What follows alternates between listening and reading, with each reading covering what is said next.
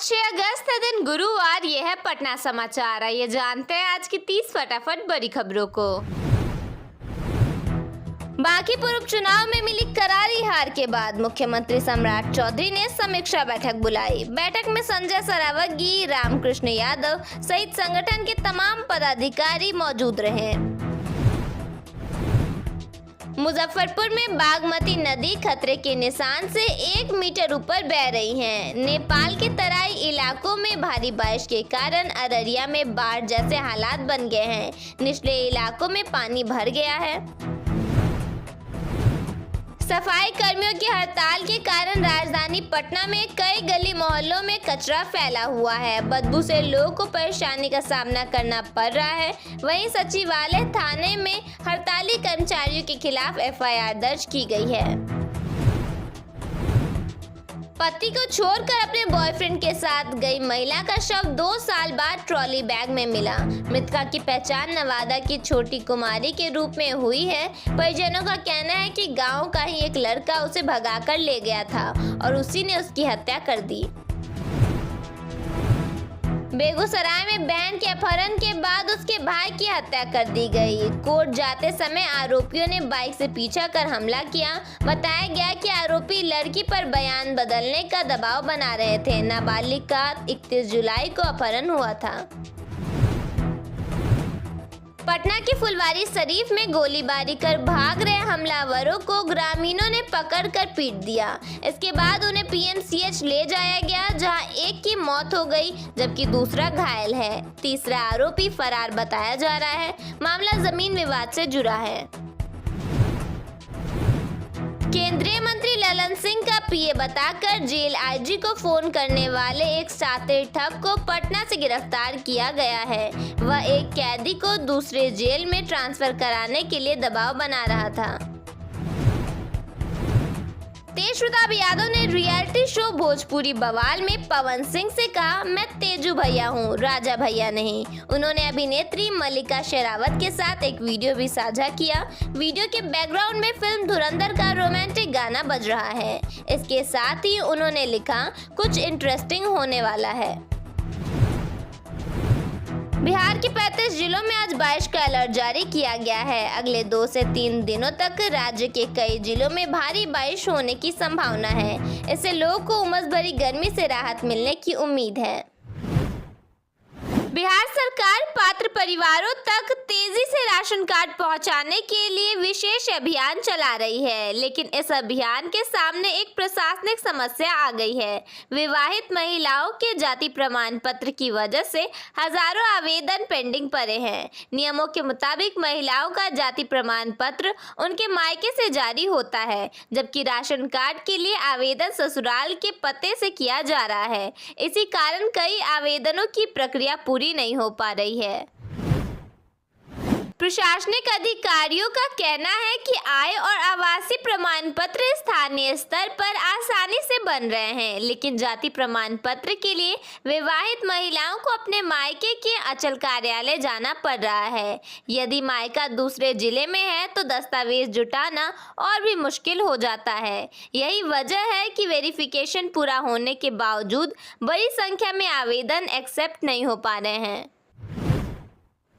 LPG उपभोक्ताओं को 18 अगस्त तक अपने गैस कनेक्शन का ई-केवाईसी कराना अनिवार्य है, अन्यथा उन्हें सब्सिडी मिलने में परेशानी हो सकती है।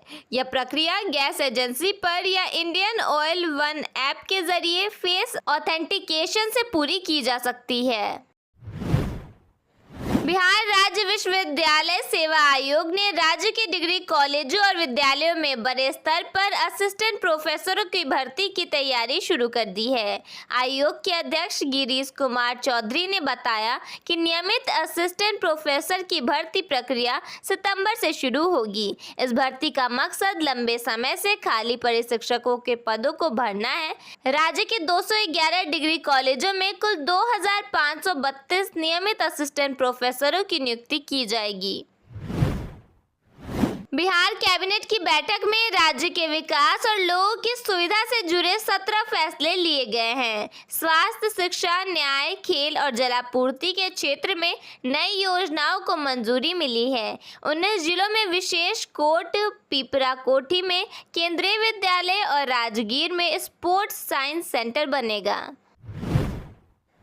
बिहार के खिलाड़ियों को बेहतर प्रशिक्षण और आधुनिक सुविधाएं देने के लिए राजगीर स्थित राज्य खेल अकादमी परिसर में स्पोर्ट्स साइंस सेंटर बनाया जाएगा। इस सेंटर में खिलाड़ियों की ट्रेनिंग, चोट से बचाव और इलाज की सुविधा के साथ आधुनिक डिवाइस की व्यवस्था होगी। बिहार के मखाना, चावल और सत्तू जैसे कृषि उत्पाद वियतनाम के बाजार तक पहुंच गए हैं, जिससे राज्य के सूक्ष्म, लघु एवं मध्य उद्यमों को अंतर्राष्ट्रीय पहचान मिल रही है। बिहार बोर्ड ने डीएलएड संयुक्त प्रवेश परीक्षा 2026 का परिणाम जारी किया है, जिसमें 73.99% अभ्यर्थी सफल रहे। इसके साथ ही डीपीएड प्रथम और द्वितीय वर्ष के नतीजे भी घोषित किए गए और स्क्रूटनी के लिए 10 अगस्त से आवेदन कर सकते हैं।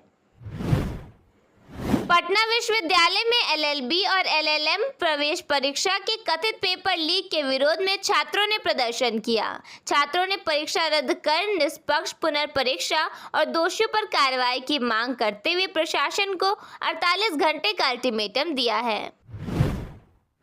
बांकीपुर उपचुनाव में हार के बाद भाजपा एक्शन मोड में नजर आ रही है। मुख्यमंत्री सम्राट चौधरी अचानक भाजपा प्रदेश कार्यालय पहुंचे, जहां प्रदेश अध्यक्ष संजय सरावगी समेत वरिष्ठ नेताओं के साथ हार के कारणों और आगे की रणनीति को लेकर बैठक की गई।